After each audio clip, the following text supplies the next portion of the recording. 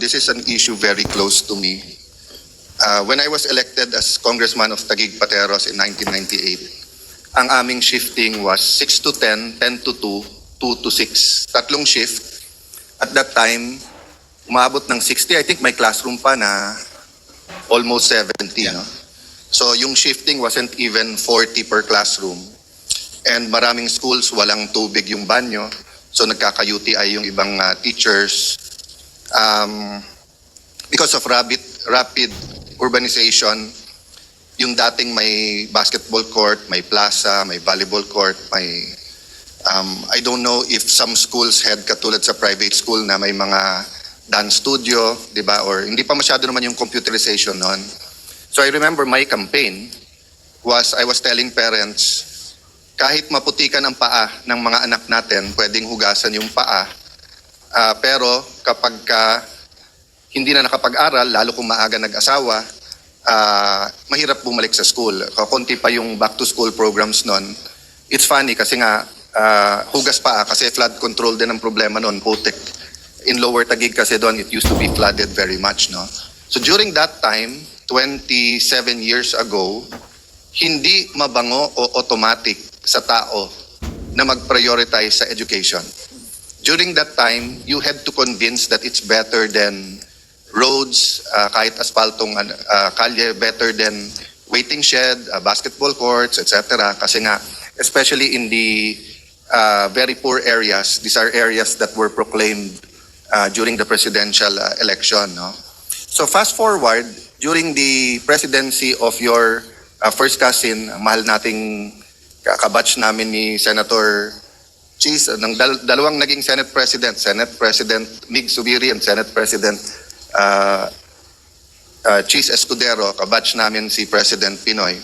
And halos na fill yung gap since the EDSA revolution, which your auntie naman did something very good, which is to give free high school. People forget that before the EDSA revolution, may bayad yung high school. Kaya yung mga politiko noon, may scholarship sa high school, kahit notebooks, etc. Ang problema, hindi sumapat ang pondo or hindi na ilagay ang pondo for the additional classrooms. That's why during the first year of President Ramos, there was a study that many grade 6 graduating students could not read. And then nagkaroon ng issue whether quietly ang DepEd ay nagmamas promotion. Now, this is all on the record. I think it's already on the internet, especially with AI. But several reports to, that's why nga yung unang EDCOM, very basic doon. Ito yung naging problema. The world was pressuring us na mag K-12, and there were only, I think, 2 or 3 countries na hindi nag K-12. But I think there are 3 or 4. But 2 of those 4 had very good educational institutions. I mean, yung system nila were very good. But na-pressure tayo. I remember Senator Ralph Recto, who's Executive Secretary now, was saying, you need 250 billion a year from government, but 250 billion from yung bulsa ng parents to add kindergarten and the 2 grades. Okay. Nagdagdag ng kindergarten, medyo brinaso ni Brother Arminion in the sense that wala namang malaking pondo for classrooms. Nagkagulo. So the DepEd, the mayors, the regional directors had to find classrooms. Pero since half day, nagawa. But nung yung K-12 na, nagka-problema na. And then nagka-bridging programs, di ba? So, because walang magiging incoming freshmen, maraming universities nagtanggap ng senior high. And it was a little bit uneasy, what you call this, bridging or for them. Kasi basically, instead of first year college, ginawa nilang senior high, di ba? Ang problema, may income. So yung iba, nagustuhan na. Kasi nga may voucher yon.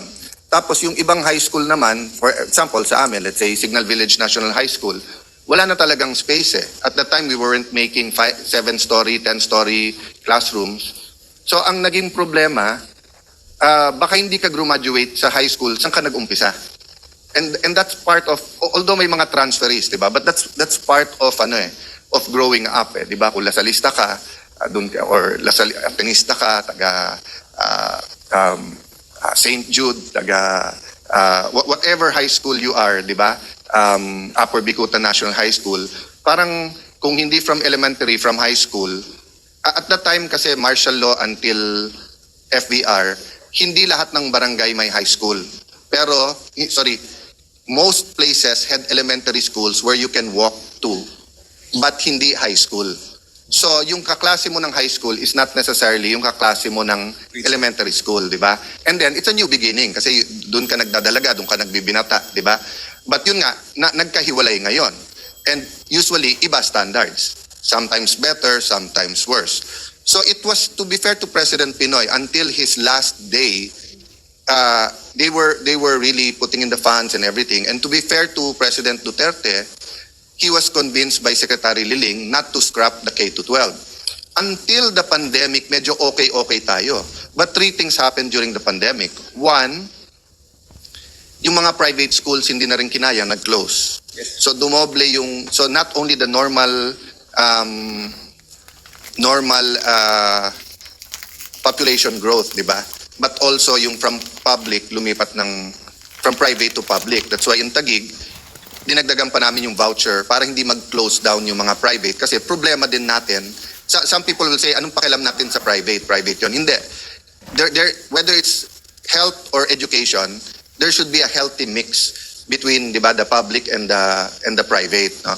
So, and I'm not talking about the La Salles and Ateneos and San Agustin's and St. Jude's. I'm talking about big and small schools, from Christian schools, yung parochial schools. Yes. Parochial schools of the Catholic Church also give very good education, pero tinamaan din sila kasi kahit paano may konting gastos yon, completely libre sa high school. Okay. The second thing that happened is that, of course, na-realize din nila kasi nga nung nagkaroon ng internet learning, maraming rural areas, wala namang internet, wala namang gadget yung mga bata. Then they realized that in highly urbanized cities, hindi lang libre, may Apple laboratory, may computer laboratory, aircon yung mga classroom. So, lalong lumipat sa mga highly urbanized areas, di ba? The other thing that happened is that nahuli yung mga bata. And then, ngayon kasi konting ulan, wala nang pasok eh. I mean, I see both sides, but if you look at the number of days na walang pasok ngayon, so, ang mismo na nagsabi ng statistics na to ay ang EDCOM, and I don't think anyone disputed it. Yung dapat 12.9 years of education sa K-12, ang actual lang is 7.5. So, forma over substance. So, we're telling the world, trust the Philippine education because we have 13 years of education. But actually, in reality, it's only 7.5 years. Para lang tayong private school na grade 7 plus 0.5. Para tayong hanggang first year high school lang. No? So that's why I laud your bill.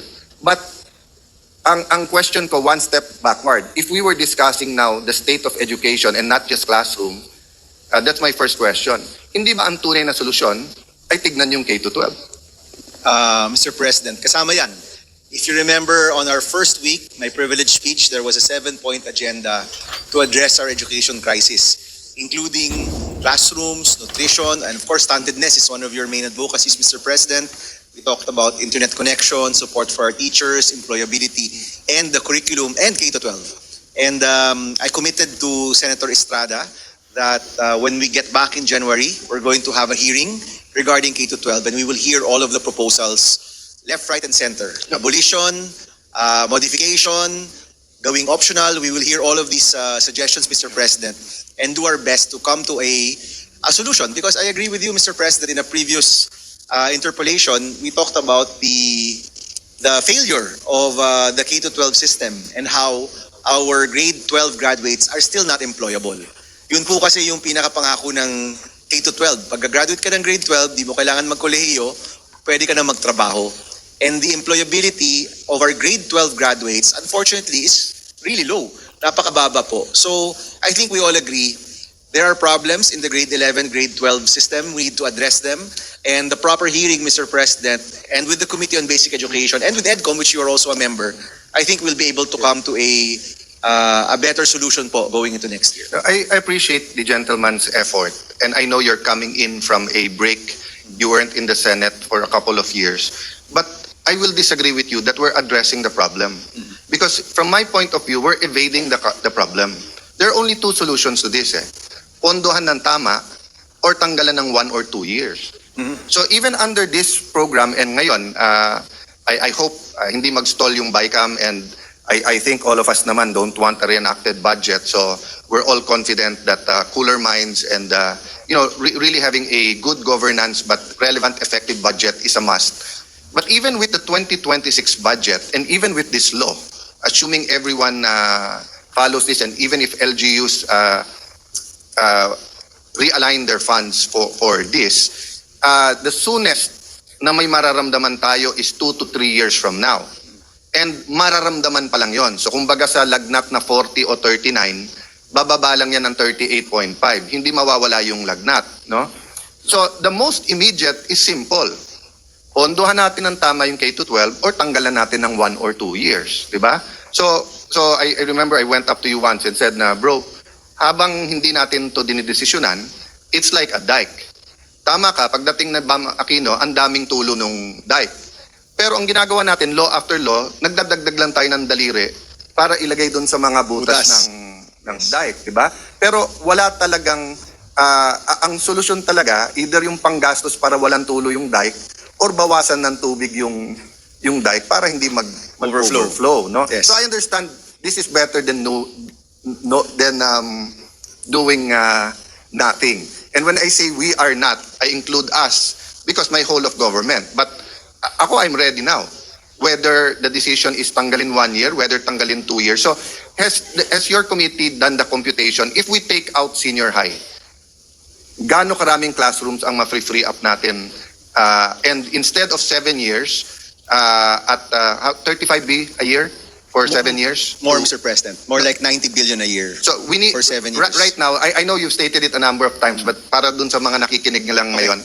So how much do we need for how many years to close the gap? 90 billion a year for 6 years, Mr. President. We're now at 65 billion. So kung 65 billion, it's going to be 7 years. Okay. Meron tayong 166,000 gap, but every year, we have buildings which are condemned. We have an increasing population. May mga classrooms tayong nasisira dahil sa bagyo at earthquake. Yes. And if you put all of that together, Mr. President, it's roughly about 39,000 Yes. classrooms per year. Now, lahat po ng grade level is more or less equally distributed. So if you take out one grade level, Mr. President, that's divided by 12. No? So yun po yung masisave natin. Roughly about 12 or 15,000 classrooms if we take out one grade level, Mr. President. So let me drill down that point, no? In the rural areas, wala tayong problema masyado sa classroom in the sense that walang shifting doon.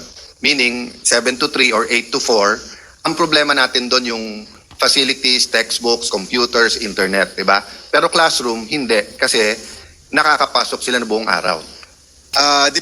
Depende rin sa definition ng rural, Mr. President. So if this is out of Metro Manila, they still need classrooms. But of course, the further you get out, the more land there is. Well, in the iba rin, Mr. in the President. statistics that were given to me by EDCOM, ang 2 and 3 shift is in the highly urbanized, Yes. di ba? Yes. And nagko-compound yung problema doon because dati mahal ang building, ngayon mahal na yung lupa. And mas mahal kung may nakatayo na doon. And then may konting problema sa expropriating. Nasa internet lang, nasa dyaryo a few days ago na yung issue sa Baguio na COA is saying na mahal ang pagkabili ni Mayor Magalong at ng Baguio City sa isang ano. I understand the predicament of mayors Kasi usually yung assessed value mo, napakababa pa sa zonal, and then yung may-ari kahit sa zonal.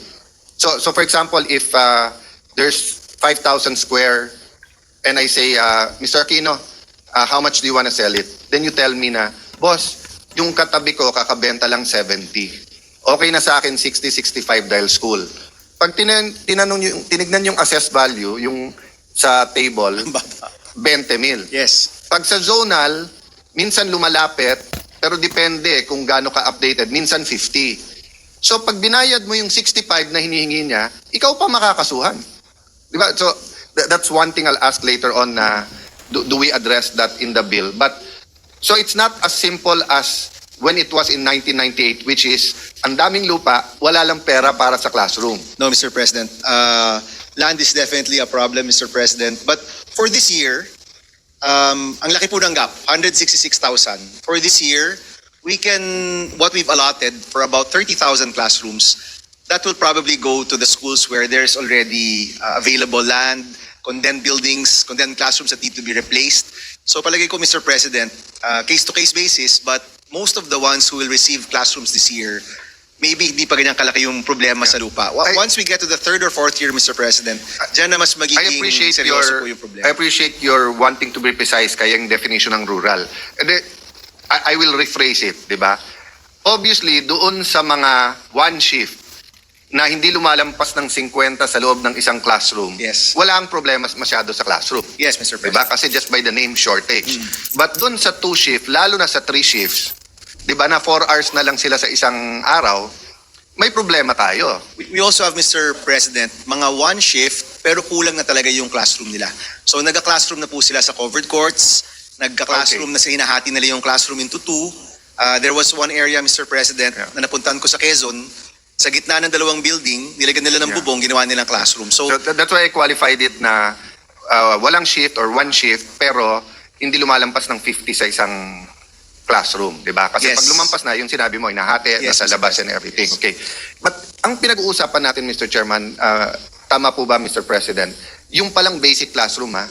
Hindi Yes. pa natin pinag-uusapan laboratories, computer science labs, computer labs, auditoriums, everything that makes the best of our private schools effective and relevant, hindi mo basta-basta mahanap ngayon sa public school yon. yes, Mr. President, to be specific, what we are funding are the classrooms, the common area in a building, which is the corridor, and the restroom, Mr. President. So you will agree with me, Mr. President, that even assuming we get a presidential and congressional guarantee that we will do 270 billion a year for the next 3-4 years, it's a major part of fixing our education. It's a major part kasi foundational siya, may classroom ka. But then lulutang yung ibang problema na yung ibang private school may TV na, may projectors, di ba it's supposed to be parang textbook din eh. Ngayon ginawa na lang 2 ang Tracking. yung track, di ba? When we passed this law, we were sold the idea na katulad sa US. So pag sinabing halimbawa automotive, meron schools na high school pa lang, basic automotive, may equipment, tapos baka may driving school pa doon.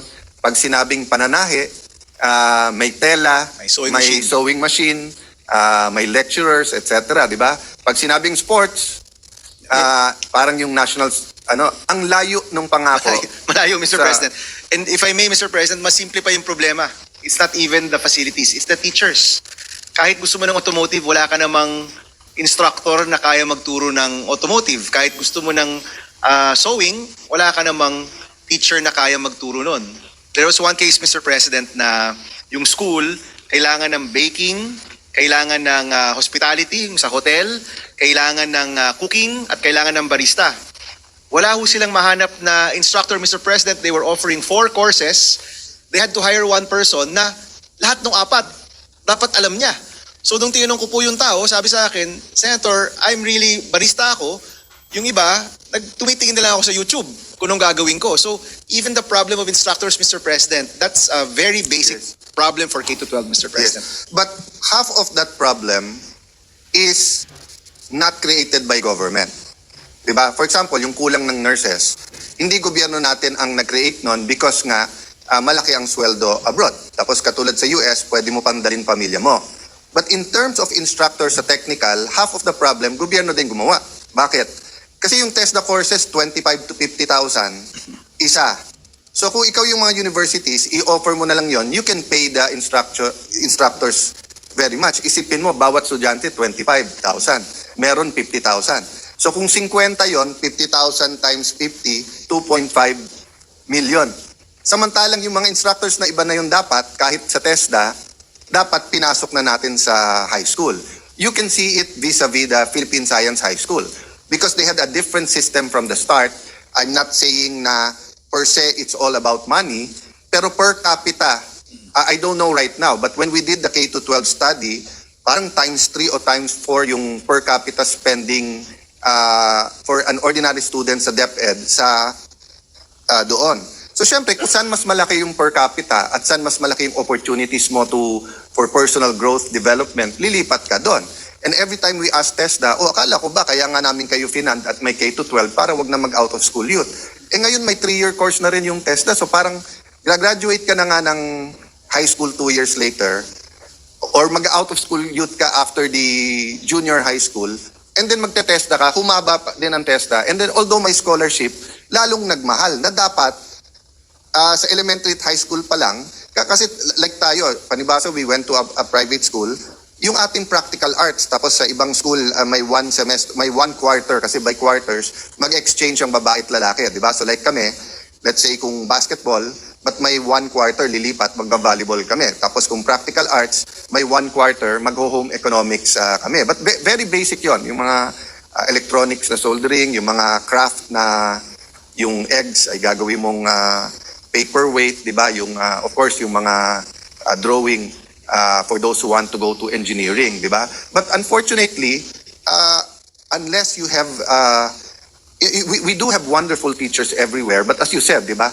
If 4 yung tinuturo niya, baka very good siya sa isa, yung dalawa, medyo kinakapal niya lang, di ba? Unless jack of all trades siya. Yes, Mr. President, that story is to illustrate na even pagdating sa finding instructors, may problema na po yung K-12. And Mr. President, as you know, my position is our educational system is in crisis. Agree. And we need different solutions. It just so happened, Mr. President, nauna itong Classroom Acceleration Program kasi nais nating ituon dito sa budget. But definitely, Mr. President, all of these concerns, the committee does take them very seriously. And whether it's finding the right solution for employability, possibly taking out 1 year or modifying or improving the K-12 system. As you know, Mr. President, we're quite serious with tackling all of these issues. I don't we go doubt on, the Mr. President. sincerity, Mr. President. I don't doubt yung sipag. I don't doubt the research work. And you will be here, God willing, until 2031. Yes, Mr. President. And then allowed a re-election. I don't know where I will be after 2028. But assuming, for the sake of argument, this passes, assuming nga from 65, gawin pa nating 90, ang problema, 3 years from now, pag nagawa yung buildings, di ba, ang sagot pa rin ng gobyerno, hindi pa rin natin kaya. So the point I want to drive at now is that if we want to solve this, it's not Band-Aid after Band-Aid. This is, for me, this is, how do I put it? Hindi to Band-Aid. So kumbaga sa napilayan, ito yung cast, di ba? Pero, or ito bakal para nga magamit na yung napilay, di ba? But it's not it's not a stem cell or it's not a rebirth or renewal because nga the problem with fixing the classroom problem without fixing the private sector, yung pera ng ating mga yung income ng ating mga mahihirap, and then kung hindi natin sasabayan ng mga instructors at saka facilities, we're setting ourselves up for bigger expectation and then mag-fail then.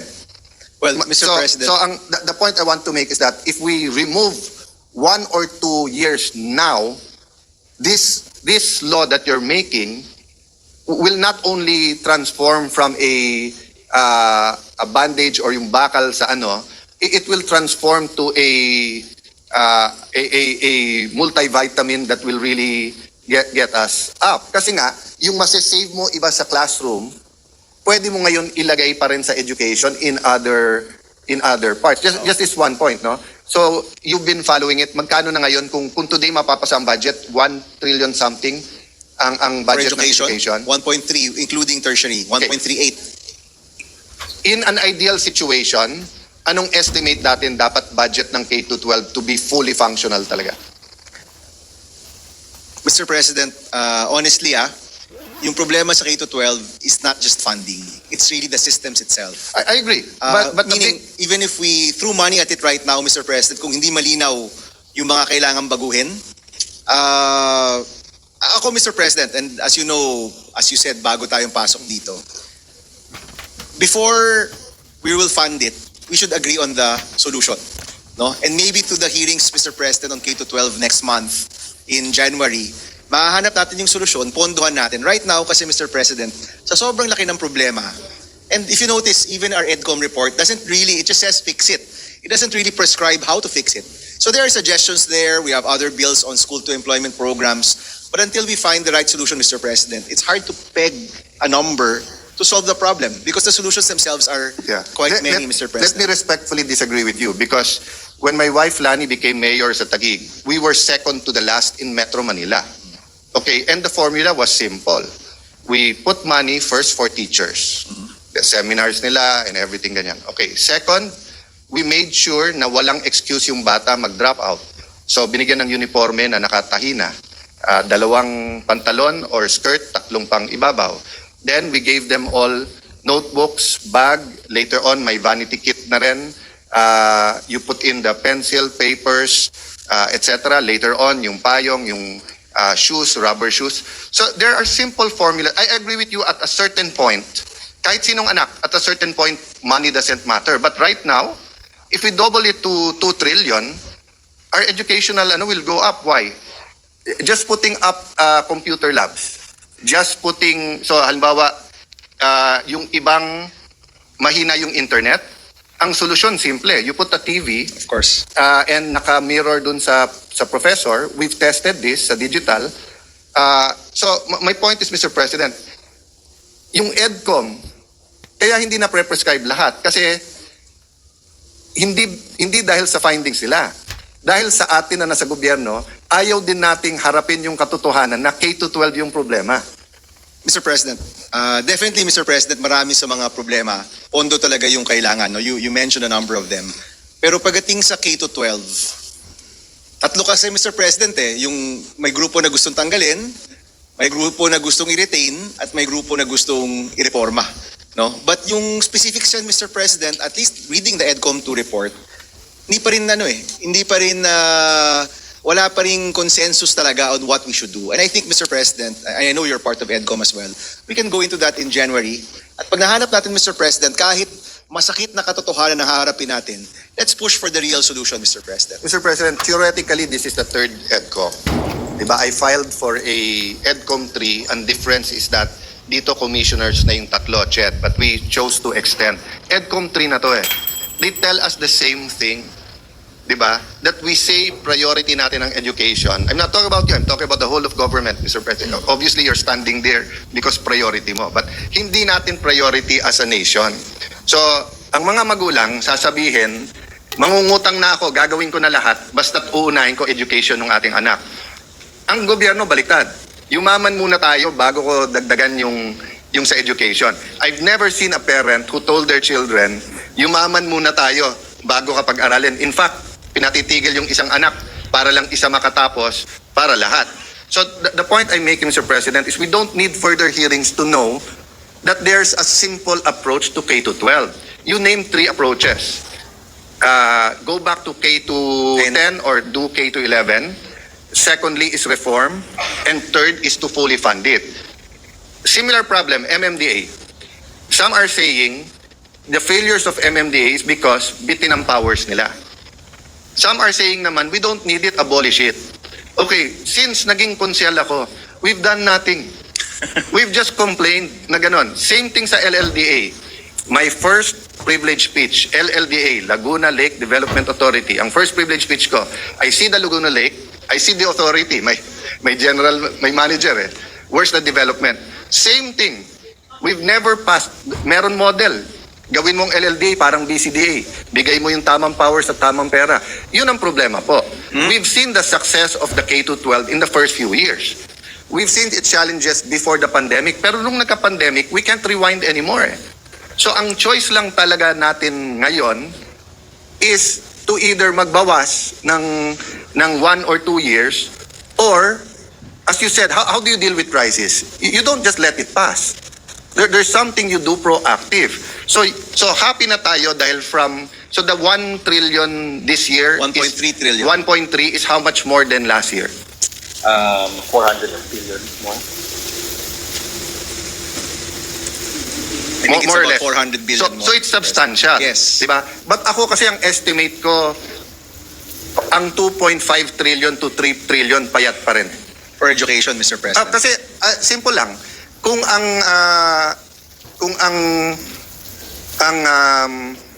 Philippines high school is 3 times to 4 times yung per capita.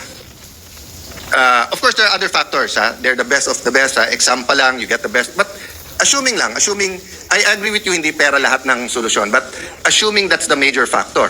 So if Philippine science is spending times 3, it times 3 mo lang yung last year's budget ng 900, that's 2.7. Diba? But as you said, even if you give the 2.7 this year, let's say bibili ka pa ng lupa, itatayo mo pa. Even if we buy the equipment, i-train mo pa yung teachers. But ang sinasabi ko lang, Senator Bam, I'm a little bit older than you. Diba? Senator Enrile passed away this year. I could not really imagine, isipin niyo po tayo, we went through 1 pandemic in our life. Siya, dalawa.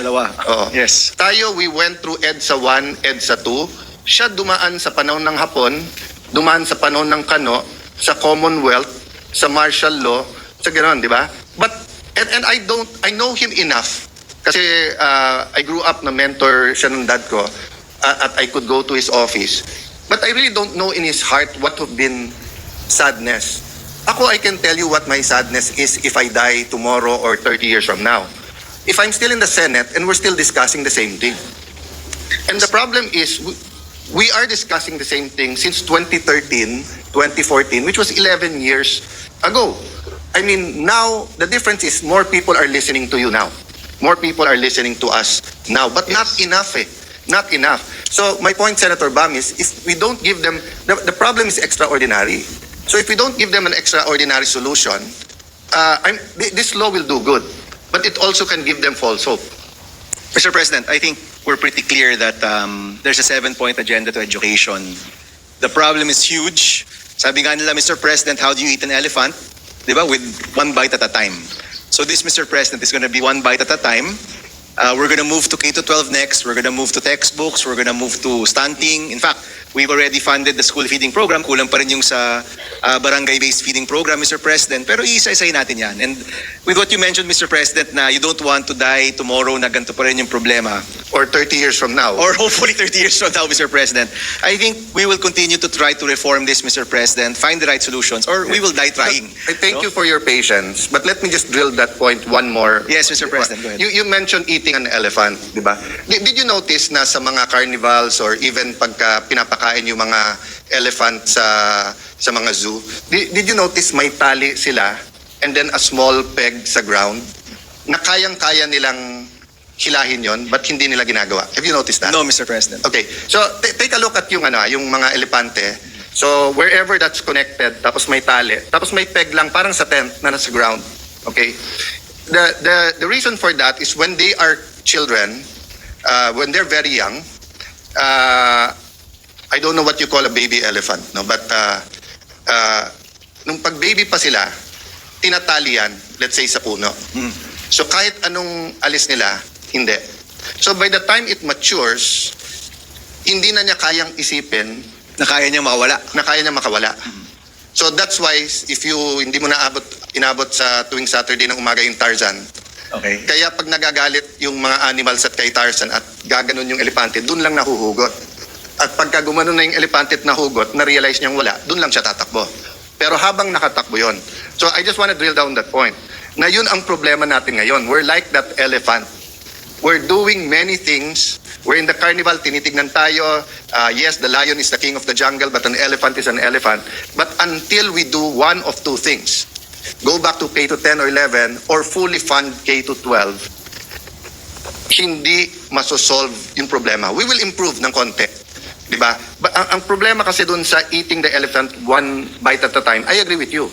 But the problem is, katulad nito, for the next 3-4 years, kung ano man baba na ang baksak ng grade natin sa educational system, you'll have 1 generation or 1 10-year gap na ganun yung aabutin ng mga Yes. bata. Diba? Same thing sa stunting. So kung ngayon 27% ang prevalence, if we don't do something radical in 2026, and I don't see that in the budget for 2026, kung bumaba man, maging 25, 1 out of 4, masa-stunt. So ganun na yung school system natin, tapos may 1 out of 4 ka pa na sa stand, it gives us such a grave, It's a grim Yeah. picture, Mr. President. But So one question lang, tapos baka wala namang amendment. yes, Mr. President. So if the LGUs have their own present system and will use their own money now, will this bill affect them? Yes, Mr. President, they can draw on this fund and use the funds that they have to augment. But nothing in this bill naman will hamper Oh, of course not, Mr. them if they have their own PPPs, if No, they have Mr. their President. own So it's really meant on if they need help going there. Yes, Mr. Okay. President. I said last, but last na last. Yes, Mr. Can we put something in and subject to the right words of simplifying it, or in this bill is there an office in DepEd na, as you said, di ba, yung to make it simple, for example, no, let's say the LGU has money or has target land. Pwede bang isa na lang sa DepEd ang bumili? So, God willing, hindi siya mademanda. There's Pero para to simplify na lang. There's a PMO, Mr. President, Yes. that DepEd needs to assign. They already have a current team that handles infrastructure. Yes. That's the PMO that's going to I handle asked this, that Mr. then President. during the budget hearing, if you, Senator Gatchalian, I think, was the one defending. Sabi ko, lagyan mo na ng, actually yung sa classroom, sana it's flexible to be used there. Pero sana, kasi ang sagot sa akin nun ni Senwin, and of course he's been also outstanding sa education sector, is that may fixed amount, etc. But I was saying nga, it's not na hesitant yung mga mayors, it's just too complicated. Diba? And it takes so much time. So can you imagine, kung mag-expropriate ka and it takes 1 to 2 years, then you're gonna build a 7 to 10 story that takes 2.5 to 3 years. So we're talking 5 years. At ang term nila, 3 years. But kung sino man yung nasa PMO, especially kung career siya, and especially kung may deputy siya, he or she will transcend the 3-year terms ng mga, and that could help the mayor's plan. So speaking for my LGU, where I am from, it's really, we have to create new schools Kasi puno na rin yung mga existing. And of course, we will do what we have to do.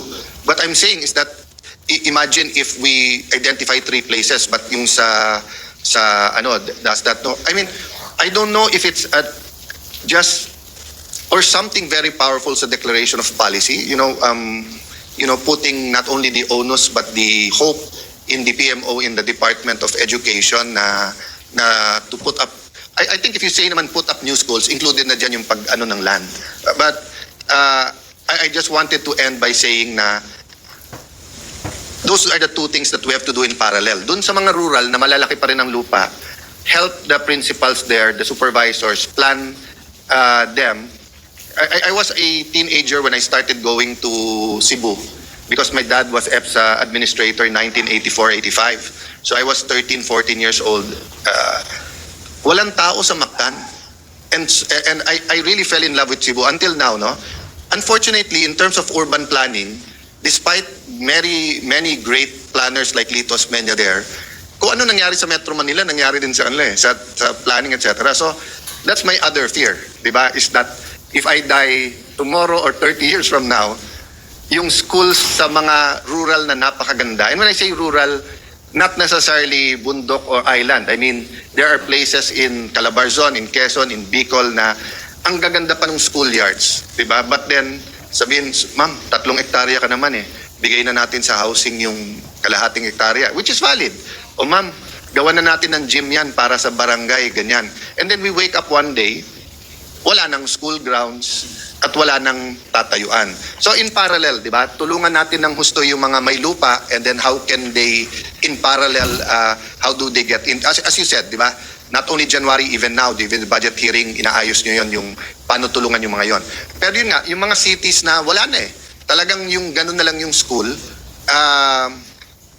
tulungan natin silang makabili ng lupa. Baka, I don't know if we should even put it as a mandate, diba? That the DepEd shall, something like that. I leave that at the, I believe in you, Senator Bam. That's why Thank you, Mr. President. I don't make it a specific amendment proposed, Mr. President, but I leave it at your footstep, and I think Mr. President, for the record, there's a Section 9 which talks about the Program Management Office, and Senator Pia Cayetano had a really good amendment to this section, Mr. President.